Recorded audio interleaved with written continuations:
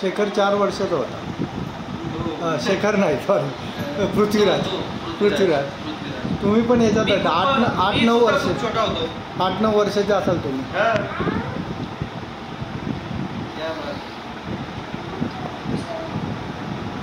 राजू बाबा शेख आहे रियाज. हे या परातीवर नाचत होते काठावर पाय ठेवून. हे बघ कसे काठावर पाय ठेवून नाचत होते.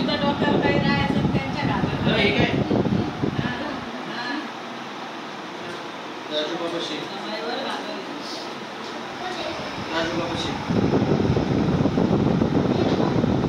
क्या बात आहे. जे तुमचं कार्य आहे ना, तुमचं कार्य सुद्धा खूप मोठं आहे. क्या बात आहे. म्हणजे या लोककलावंतांना तुम्ही अक्षरशः तुमच्या कॅमेऱ्यात टिपून त्यांना जिवंत ठेवण्याचं एक महान कार्य केलेलं आहे. ते शरीराने जरी जिवंत नसले तरी ते आपल्यात असण्याचा भास होतो. हे जे पुस्तक तुम्ही तयार केलंय यातून ते जिवंत असल्याचा भास होतो अक्षरशः. क्या बात. हे पुस्तक ज्यावेळी प्रदर्शन होऊन आमच्या हातात पडेल त्यावेळी ही खूप मोठी देणगी आमच्यासाठी असणार, खूप मोठी.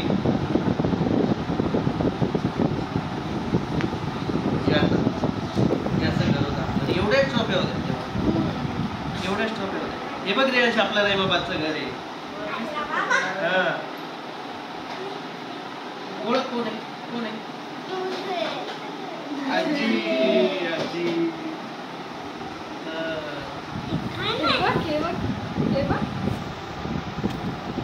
ते वडाचं झाड नाही का आपल्या गावाच्या बाहेर.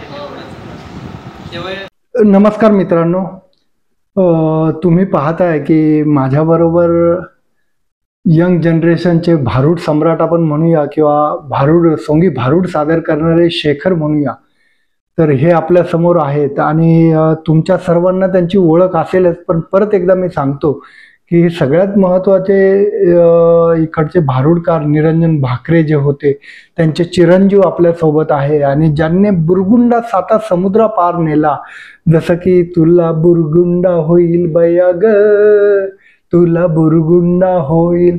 आणि म्हणजे माहिती नाही त्यांना एक त्या दर्जाचं ज्ञान प्राप्त झालेलं होतं आणि ते त्यांचं ज्ञान त्यांच्या बुरगुंडातनं लोकांपर्यंत पोहोचवायचे आणि कशा पद्धतीने लोकांचं अज्ञान दूर करायचं. तर तीच परंपरा आता शेखर पुढे घेऊन जात आहे. आणि शेखरला हे माझं पुस्तक दाखवलं ज्याच्यावर मी 22 वर्ष काम केलं आणि ज्याच्यावर डॉक्टरेट केली. आणि शेखरने त्यांच्या वडिलांचे आता फोटो पाहिले तर शेखरचाही याच्यात फोटो आहे. तर आपण शेखरलाच विचारूया की ते पाहून त्याला काय वाटलेलं आहे, ते फोटो पाहून आणि ते पुस्तक पाहून. खरं सांगू, पहिल्यांदा तर गईवरून आलं. ही एक आठवण जिवंत करून दिली तुम्ही. ही आठवण की ज्यामध्ये वडिलांचं अख्खं आयुष्य आलेलं आहे या पुस्तकामध्ये, की त्यांना सुरुवातीच्या काळामध्ये काय काय उपभोगायला भेटलं, काय काय त्रास झाला, ही लोककला जिवंत ठेवताना त्यांना काय काय सहन करावं लागलं समाजामध्ये, ते सगळं यामध्ये आलेलं आहे. आणि हे फोटो बघितल्यानंतर या जुन्या आठवणी ताज्या झाल्या. वडिलांची आठवण या ठिकाणी आली आणि गहीवरून आलं की त्यांचं जे कार्य आहे त्या कार्याचा एक एक टप्पा या पुस्तकामध्ये आलेला आहे. मी सुरुवातीला प्रथम नितीन सरांचे खूप खूप धन्यवाद मानेल, खूप खूप आभार मानेल की हे पुस्तक त्यांनी स्वतः लिहिलं, लोककलावंतावर हे पुस्तक लिहिलं आणि लोककलावंतांना या पुस्तकाच्या माध्यमातून त्यांनी जिवंत ठेवलं. हीच आमच्यासाठी खूप मोठी देणगी आहे. शेखरजींचा पण एक फोटो याच्यात मध्ये आहे आणि तर तो फोटो पाहून त्यांना काय वाटलेला आहे, तो फोटो इकडे आम्हाला दाखवा सर. काय हा फोटो आहे? अच्छा, तुम्ही त्याच्यात पियानो वाजवताय, कीबोर्ड वाजवतोय. कीबोर्ड वाजवताय. तर आणि हा मला वाटतं रहिमाबादचा फोटो. रहिमाबादचा फोटो आहे आपल्या घरचा. हा, आणि तेव्हा आपलं शिकण्याचं आपलं इन्स्टिट्यूट पण होतं, सरकारने सुरू केले. हो हो हो, गुरु शिष्य परंपरा. गुरु शिष्य परंपरा. हो, तर तेव्हा बाकीचे विद्यार्थी आणि तुम्ही हो तिकडे पियानो वाजवता. मी पियानो वाजवायचो हा. आणि वडील भारूड शिकवायचे. आता एखाद्या वेळेस जर समजा वडील नसले घरी, प्रोग्रामच्या माध्यमातून घेतलेल्या तारखा असायच्या आणि वडील जर प्रोग्रामच्या माध्यमातून बाहेर गेलेले असले तर कधी कधी मी सुद्धा मुलांना भारूड शिकवायचो. त्यावेळी सुद्धा जसं जमेल तसं माझ्या पद्धतीनं मी शिकवायचा प्रयत्न करायचो त्यावेळी. आणि हा फोटो बघून मला, म्हणजे माझ्याकडे नाहीये हा फोटो, मला खूप आनंद वाटला हा फोटो, माझा फोटो बघून. मी एक आठवण मला या ठिकाणी आली, ती मी सांगू इच्छितो. नक्की. त्यावेळी मी साधारणतः असेल एक 9 ते 10 वर्षांचा असेल आणि एक प्रोग्राम होता जालन्याच्या जवळ, कृषी उत्पन्न बाजार समितीचे जे अध्यक्ष आहेत त्यांच्या वाढदिवसानिमित्त वडिलांनी प्रोग्राम घेतलेला. कलाकाराच्या आयुष्यामध्ये अशा गोष्टी घडत असतात, त्या गोष्टींचा सामना मला सुद्धा करावा लागतोय की ऐनवेळी कलाकार सोडून जातात, ऐनवेळी धोक्यात येतात. त्यावेळी फोन सुद्धा नव्हते आणि घेतलेला कार्यक्रम, एवढा मोठा कार्यक्रम उद्यावर आला आणि त्यांना ऐनवेळी काय उत्तर द्यायचं. वडिलांना जो हार्मोनियमची साथ करणार, कीबोर्डची साथ करणारा जो त्यांचा मुख्य वादक होता, कीबोर्ड वादक, त्यानं फोन बंद करून ठेवला. संपर्क होईना. आता काय करायचं. वडिलांना भयंकर टेन्शन आलं आणि त्यावेळी मी छोटी मोठी हार्मोनियम, की छोटासा कॅशिओ होता मला घेऊन दिलेला, मी वाजवायचो. परंतु वडील सतत फिरतीच्या दौऱ्यावर असायचे, त्यामुळं त्यांना माहित नव्हतं की मी इतका परफेक्ट वाजवू शकतो. वडील त्यावेळी तो कार्यक्रम कॅन्सल करायच्या मार्गावर होते की आता काहीतरी खोटं काहीतरी कारण सांगू, कारण हार्मोनियम शिवाय किंवा कीबोर्ड शिवाय कार्यक्रम होऊच शकत नाही. एक वेळ बिना ढोलकीचा कार्यक्रम होईल, परंतु सोबत स्वर नसेल तर कार्यक्रम होऊ शकत नाही. आणि वडिलांनी तो कार्यक्रम कॅन्सल करायचं ठरवलं की आपण काहीतरी कारण सांगून मी तो कार्यक्रम कॅन्सल करतो. मी त्यांना म्हटलं अण्णा, आपण कार्यक्रम कॅन्सल केला तर ते आपल्याला नाव ठेवतील. त्यावेळी माझी बुद्धी बघा, मी छोटासा असताना मी त्यांना हे बोललो की आपण कार्यक्रम कॅन्सल केला तर ते आपल्याला नाव ठेवतील, आपल्यावर त्याचा इम्पॅक्ट पडू शकतो. त्यापेक्षा मी स्वर पकडतो, तुम्ही कार्यक्रम करा. आम्ही गेलो दुसऱ्या दिवशी कार्यक्रमाला आणि त्या ठिकाणी ढोलकीवर सुद्धा माझ्याच वयाचा मुलगा कल्याण उगले, रामानंद उगले, तुम्ही नाव ऐकलं असेल, कल्याण उगले, रामानंद उगले, ते दोघं भाऊ आहेत गोंधळी. तर तो कल्याण उगले माझ्यासोबत ढोलकीला होता आणि मी कीबोर्डला होतो. आम्ही दोघांनी सुरुवातीला जी वातावरण निर्मिती असते कार्यक्रमाच्या आधीची, पब्लिक जमा करण्याची वातावरण निर्मिती, की चला काहीतरी कार्यक्रम दिसतोय गावामध्ये आणि मग ते लोक ऐकून येतात, तर ती वातावरण निर्मिती इतकी भन्नाट केली की आमच्या दोघांकडे बघून अजून लोक जमा होऊ लागले आणि कार्यक्रम सुरू झाला. अक्षरशः अर्धा कार्यक्रम झाल्याच्या नंतर मी प्रॉपर कीबोर्ड वाजवला कार्यक्रमामध्ये आणि अर्धा कार्यक्रम झाल्याच्या नंतर मला वडिलांनी पाठीमागं बोलवून घेतलं आणि माझ्या गळ्यात पडून रडले. त्यावेळी त्यांचे शब्द होते की मला आता कोणाचीच गरज नाही, आता मला कोणीच पाहिजे नाही, माझा आज मी बाप निर्माण केला.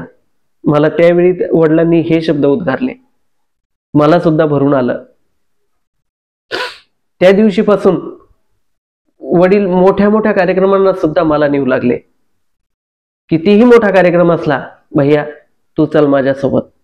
आणि त्याच्यानंतर मी अनेक मोठ्या मोठ्या स्टेजवर मला कीबोर्ड वाजवायला मिळालं वडिलांच्या माध्यमातून. ही एक घटना मला या फोटोकडे बघून ही घटना मला आठवली. वडिलांना तशा अशा अनेक गोष्टींचा सामना करावा लागला. कलाकारांनी धोके दिले, घरामधून सुद्धा धोका मिळाला.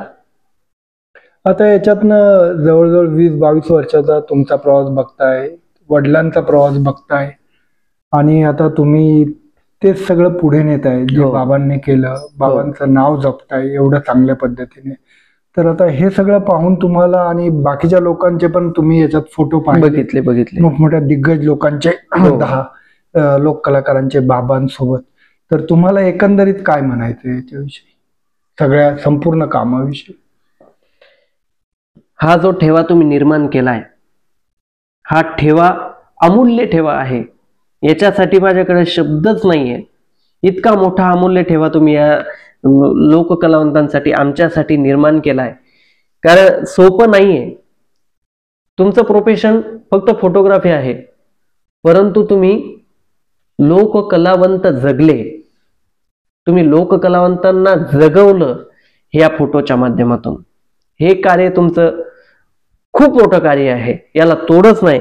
यामध्ये बरेच मोठे मोठे दिग्गज तुम्ही यामध्ये घेतलेले आहेत. लोकशाहीर विठ्ठल उमप आहेत, शाहीर विभूते आहेत, बापूरावजी विभूते, की ज्यांनी अनेक देशांमध्ये त्या काळामध्ये दौरे केले आणि त्या काळामध्ये पोवाडे सादर केले. खूप मोठे शिष्य त्यांनी घडवले. ते बापूराव विभूते, त्यांचा सुद्धा यामध्ये इतिहास तुम्ही जपून ठेवलाय. देवानंद माळी आहेत, मीरा उमप आहेत, की ज्यांनी अतिशय हलाखीच्या परिस्थितीतून समोर आल्या, आजही त्या ती परिस्थिती जगताय. याचं खूप मोठं वाईट वाटतं. आम्ही सगळे आहे, बऱ्यापैकी आहे. वडिलांनंतर मी चालवतोय व्यवस्थित, काही कमी नाहीये. वडिलांच्या आशीर्वादानं, वडिलांच्या पुण्याईनं सगळं व्यवस्थित चाललंय. सिल्लोडला स्वतःचं घर घेतलं, गावी सुद्धा रहिमाबादला सुद्धा आपलं घर आहे, गाडी आहे, सगळं काही आहे. फक्त एक गोष्ट सोडून, वडील नाहीये. ती सगळ्यात मोठी खंत आहे, की आज हे सगळं मी करतोय, मला मान सन्मान मिळतोय, पुरस्कार मिळताय, सगळं काही आहे, सगळं, परंतु ज्यावेळी वडील पाहिजे होते त्यावेळी ते दुःख खूप मोठं आहे माझ्यासाठी. मी ज्यावेळी मला मान सन्मान मिळाले, पुरस्कार मिळाले, त्यावेळी मला वडिलांची आठवण होते. कारण तो पुरस्कार, त्या पुरस्काराला मोल तेव्हा होतं की जेव्हा तो पुरस्कार माझ्या वडिलांनी स्वतः बघितला असता आणि स्वतः माझ्या पाठीवर थाप मारली असती.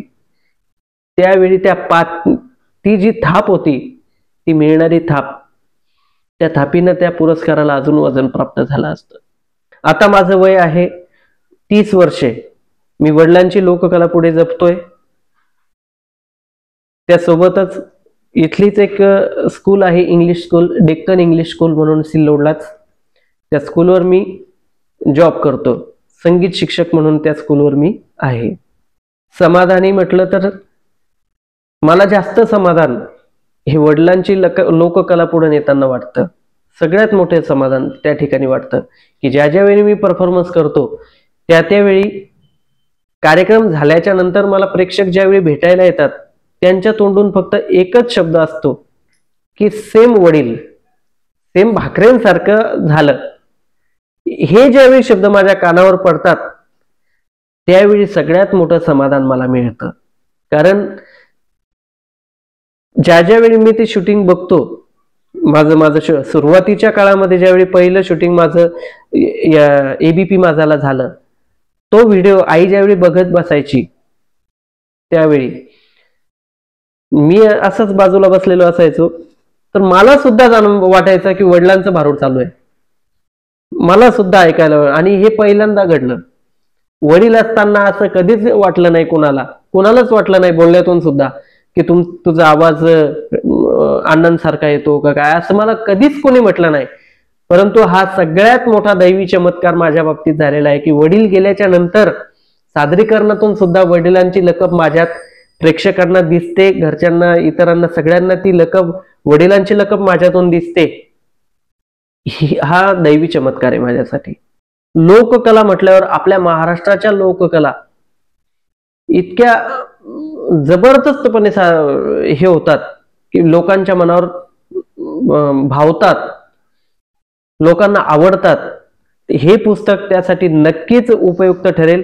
आणि 100% हे पुस्तक तुम्ही जरी याच्या 1000 कॉपीज काढलेल्या आहेत तरी तुम्हाला अजून कॉप्या काढाव्या लागणार आहेत, कारण 1000 या कॉप्या पुरेशा नाही. 1000 तर कलावंतच आहेत तेवढे घेणारे. तुम्हाला अजून भरपूर कॉप्या काढावं लागणार आहे. आणि हे पुस्तक प्रत्येक देशामध्ये नाही तर पूर्ण जगामध्ये हे राज्य करणारे पुस्तक आहे. धन्यवाद सर.